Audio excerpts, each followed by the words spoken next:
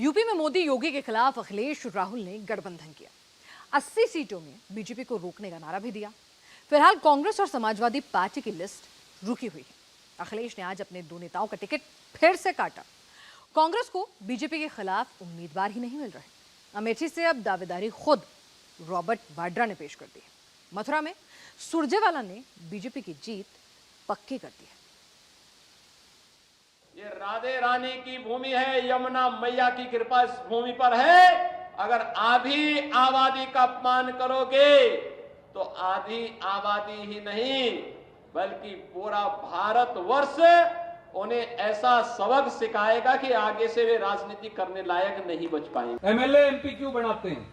ताकि वो हमारी आवाज उठा सके, हमारी बात मनवाएं, इसीलिए बनाते होंगे। कोई हेमा मालिनी तो है नहीं जो चाटने के लिए बनाते हो।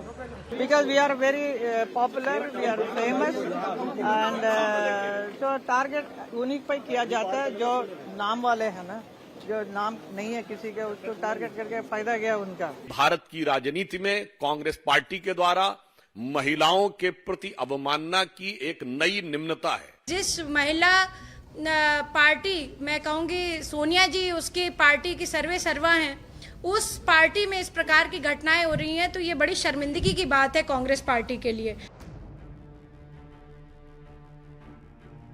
मथुरा का चुनाव 180 डिग्री घूम गया, यूपी का चुनाव 360 डिग्री घूम गया।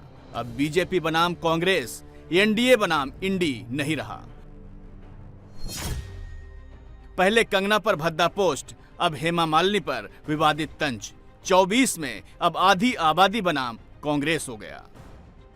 सबसे पहले सुनिए कांग्रेस के वरिष्ठ नेता सुरजेवाला के संस्कारी बोल और कांग्रेस की सोच जो बहुत भारी पड़ने वाली है। एमएलए एमपी क्यों बनाते हैं? ताकि वो हमारी आवाज उठा सके, हमारी बात मनवाएं, इसीलिए बनाते होंगे। कोई हेमा मालिनी तो है नहीं जो चाटने के लिए बनाते हो। फिल्म स्टार तो है नहीं। हम तो हेमा मालिनी जी का भी बड़ा सम्मान करते हैं। क्यों, धर्मेंद्र जी के ब्याह रखी है बहू है हमारी। परंतु ये फिल्म स्टार तो हो सकता है कोई। हम लोग जो है, मुझे या गुप्ता जी को इसलिए आप बनाते हैं के साथ हम लोग जो हैं आपकी सेवा कर सकें। नायब सैनी जी को भी इसलिए बनाया, मनोहर लाल खट्टर जी को भी इसलिए बनाया, दूसरे साथियों को भी हमने इसलिए बनाया। जब किसी शख्स पर इस हद तक पर्सनली कमेंट होता है तो ये सामने वाले की फ्रस्ट्रेशन दर्शाती है। मथुरा में कांग्रेस का बिल्कुल यही हाल है। इंडी गठबंधन में कांग्रेस को मथुरा सीट मिली है। 2004 के बाद से कांग्रेस मथुरा नहीं जीत सकी है। पहले विजेंद्र सिंह को टिकट दिया था लेकिन उन्होंने बीजेपी ज्वाइन कर ली। अब ये हालत हो गई है कि मथुरा में हेमा मालिनी के खिलाफ कांग्रेस को कोई दमदार उम्मीदवार नहीं मिल रहा। बात तो यह है कि तीसरी बार जब हेमा मालिनी जी यहां पे प्रत्याशी बनी है तो किसी भी अन्य दल के पास प्रत्याशी ढूंढे हुए नहीं मिल रहा है। उधार में प्रत्याशी ला रहे हैं और उन लोगों को उधार में भी प्रत्याशी नहीं मिल पा रहे हैं तो कांग्रेस के नेता अपना आपा खो चुके हैं। अब भारत की मातृशक्ति के प्रति अपमानजनक टिप्पणी करके आधी आबादी का अपमान करने पर उतारू हो चुके हैं। 2014 में हेमा मालिनी को 53.29% वोट मिले थे। 2019 में यह ग्राफ 60 क्रॉस कर गया। 2009 में कांग्रेस को 11.76% वोट मिले थे। 2014 में कांग्रेस ने अपना उम्मीदवार नहीं उतारा। 2019 में 2.55% वोट मिल सके थे। योगी ने इस बार मथुरा वालों को नया टारगेट दिया है। मथुरा वासियों से पूछना चाहता हूं, क्या इन लोगों से कोई आप उम्मीद करते हैं? क्या जब उम्मीद नहीं करते हैं तो फिर अपना वोट खराब क्यों करना चाहते हैं? तीसरी बार श्रीमती हेमा मालिनी जी आपके बीच में है। पिछली बार यानी पिछली 2 बार जितने वोटों से आपने जिताया है, इन दोनों को जोड़ करके जितना बनेगा उससे ज्यादा वोटों से जिताने की जिम्मेदारी आपको सौंप रहा हूं। सहमत हैं? सहमत हैं? सभी लोग सहमत हैं? सभी लोग सहमत हैं? दोनों हाथ उठाकर मेरे साथ बोलेंगे फिर, भारत माता की, भारत माता की। सुरजेवाला का आपत्तिजनक बयान इस बार कांग्रेस का स्कोर और गिराने वाला है। कांग्रेस के बड़े बड़े नेता बयान दे रहे हैं आपत्तिजनक। अभी आपका साथ दिया, अभी योगी आदित्यनाथ ने कहा कि जो सम्मान है महिलाओं का वो कांग्रेस पार्टी नहीं कर रही है, आपत्तिजनक बयान दे रही है। रणदीप सुरजेवाला के बयान पर आप क्या प्रतिक्रिया देना चाहेंगी, महिलाओं के सम्मान को लेकर जो उन्होंने बयान दिया है, जो अपमान किया है? अभी तक मैंने सुना नहीं वो क्या बयान दिया, तो मैं कुछ बोल नहीं सकती हूँ अभी। एक्ट्रेस को टारगेट किया है उन्होंने इस तरीके का बयान दिया जो बहुत शर्मिंदगीपूर्ण है कि ऐसे एक्ट्रेस प्रत्याशी हैं जो चाटने का काम करते हैं, इस तरीके का आपत्तिजनक बयान दिया। वेरी ऐसा सब बात करना नहीं चाहिए उनको। शायद उनके घर में there should be mother, father, sisters, daughters are there, तो ऐसा दूसरों के बारे में बोलने का इनको कोई हक नहीं है। It is not nice. Congress अपने बयानों से फंसती है, समाजवादी पार्टी अखिलेश के फैसलों से। पहले चरण के मतदान में अब 15 दिन भी नहीं बचे, लेकिन अखिलेश अभी तक ये तय नहीं कर पाए किसको कहां से टिकट देना है। जिनको टिकट मिला भी है तो कब तक रहेगा ये भी नहीं पता। समाजवादी पार्टी ने तीसरी बार मेरठ का टिकट बदला है। पहले भानु प्रताप को टिकट दिया, फिर कटकर अतुल प्रधान को मिला। अब अतुल का टिकट काटकर सुनीता वर्मा का फाइनल हुआ।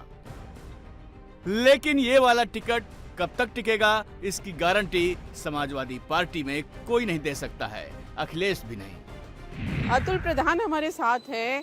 क्या हुआ, आपने नॉमिनेशन कर दिया उसके बाद भी टिकट कट गया? आप जानते हैं पार्टी का शीर्ष नेतृत्व तय करता है कि क्या करना है, और हम लोगों की कोशिश ये है कि किस तरीके से पार्टी आगे बढ़े। लेकिन हुआ क्या, क्योंकि नॉमिनेशन कर दिया, आपको उम्मीदवार, आपको सिंबल मिल गया, आपने सारे पेपर्स इतनी मेहनत से तैयार किए, उसके बाद टिकट कट गया? ये तो बहुत छोटी मेहनत है। मान लिया आदमी जो लगातार काम करता है, संघर्ष करता है, क्षेत्र में रहता है, लोगों से मिलता है, और विपक्ष में खास तौर से कई तरह के संघर्ष की जरूरत पड़ती है।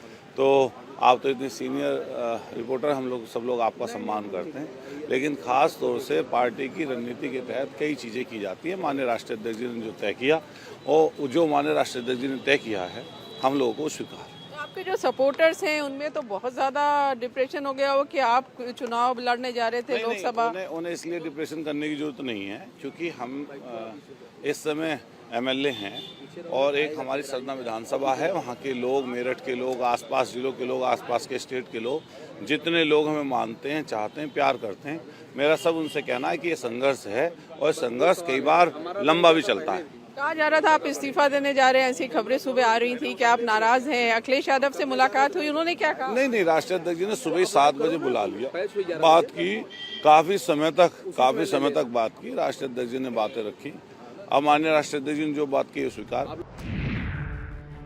लड़खड़ाती आवाज बता रही है अखिलेश का फैसला स्वीकार करना कितना मुश्किल भरा रहा होगा। योगी हर दिन यूपी की 3-4 सीट कवर कर रहे हैं, जीत पक्की कर रहे हैं। अखिलेश टिकट काट रहे हैं। मेरठ के साथ बागपत का प्रत्याशी बदल डाला।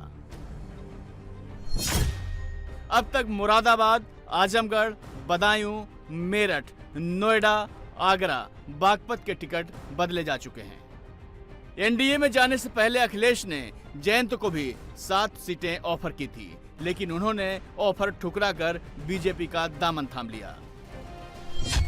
अब जयंत चौधरी सपा के नेताओं की किस्मत देख रहे हैं, जिनके टिकट नहीं कटे हैं, उनके नसीब की बात कर रहे हैं। अखिलेश खुद दूसरों को बोलने का मौका देते हैं।